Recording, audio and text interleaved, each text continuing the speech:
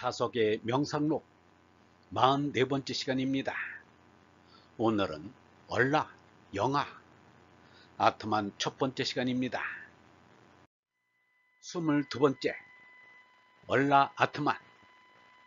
맑고 깨끗하며 가없이 큰 비미신 높은 얼림, 청정 절대공 존영, 삼독 사막의 죄나 죽고 파도 못 죽어, 욕사 도각 유부령, 진선미의 여의주를 찾고자 하니 구진선미 여의주, 물들지 않고 부서지지 않는 금강의 말씀 이루리, 불영불괴의 금강경, 1957년 2월 15일. 석가가 읽은 경전은 베다경입니다. 석가가 오명에 정통했다는 것은 오베다의 죄가 깊었다는 말입니다. 그런데 석가는 베다경에 만족하지 못하고 독자적인 구도의 길을 걸어 금강과 같은 깨달음을 얻었으니 석가도 온고지신을 하였습니다. 그래서 석가도 공자의 말대로 인류의 스승이 될 자격을 얻었습니다. 예수와 석가의 사상은 가장 가깝다기보다는 완전히 일치한다고 말할 수 있습니다. 예수가 하느님 아버지를 말하였는데 석가는 니르바나를 말하였습니다. 예수는 생각으로 잡은 하느님을 어리라 하여 하느님 아들이라 하였습니다. 석가는 어를 다르마라고 하여 법신이라 하였습니다. 예수는 아버지와 아들로 비유하였는데 석가는 니르바나가 산이라면 다르마는 산에서 솟는 옹달샘이라고 비유하였습니다. 그런데 이상한 것은 석가가 읽은 베다경에도 니르바나에 해당하는 브라만이 있고 다르마에 해당하는 아트만이 있었다는 것입니다. 그런데 석가는 그 낱말을 버리고 새로 브라만 대신에 니르바나를, 아트만 대신에 다르마라 하였습니다. 거기에는 까닭이 있습니다. 석가는 브라흐만이나 아트만에 대한 옛사람들의 생각이 모자란다고 생각하였던 것입니다. 우파니사드에 보면 브라흐만을 만유라 하는가 하면 아트만을 심장 속에 들어있는 손가락만한 것이라고 하였습니다. 절대성과 형이상이 유치한 단계에 있었던 것입니다. 그래서 옛사람들의 사상을 버리고 새로운 낱말을 선택한 것입니다. 그러나 석가에 앞서 베단타 학파들이 그런대로 이미 불이이론설, 청정불이설, 불이불이설 등을 주장하였습니다. 유영모가 베다경에 관한 책을 읽고 이 한시를 썼습니다. 석가가 브라만교와 차별화를 한 것은 예수가 유대교와 차별화한 것과 같습니다. 예수가 이르기를 낡은 옷에다 새 천조각을 대고 깁는 사람은 없다. 그렇게 하면 낡은 옷이 새 천조각에 캥겨 더 찢어지게 된다. 또 낡은 가죽 부대에 새 포도주를 담는 사람도 없다. 그러면 부대가 터져서 포도주는 쏟아지고 부대도 버리게 된다. 새 포도주는 새 부대에 담아야 둘 다 보존된다 라고 하였습니다.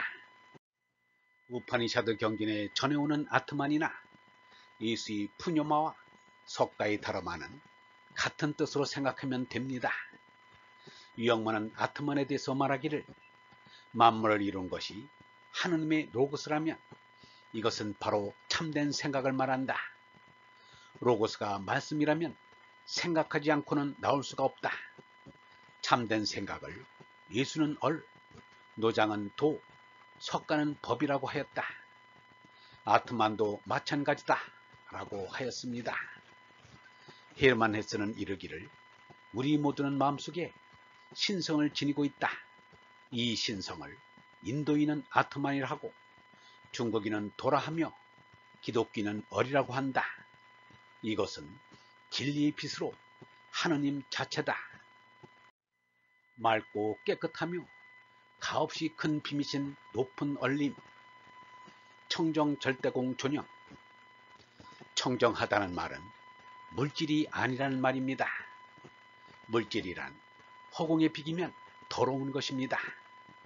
유영모는 이렇게 말하였습니다. 우리 몸에서 나온 것이 참으로 더러운 것이다. 이 몸뚱이가 있는 게 더러운 것이다. 그 다음에 더러운 것은 우리들의 집안이다. 판잣집이라도 가진 것은 안 가진 것보다 더 더럽다. 정신이 들자면 집을 버려야 한다. 물질이란 더러운 것이다. 물질을 쳐버리고 초월해야 깨끗해진다. 하느님을 찾는데 물질에 만족하면 안 된다.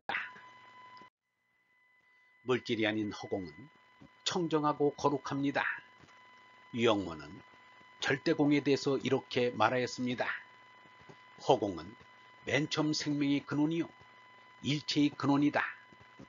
처음도 없고 마침도 없는 하느님이다.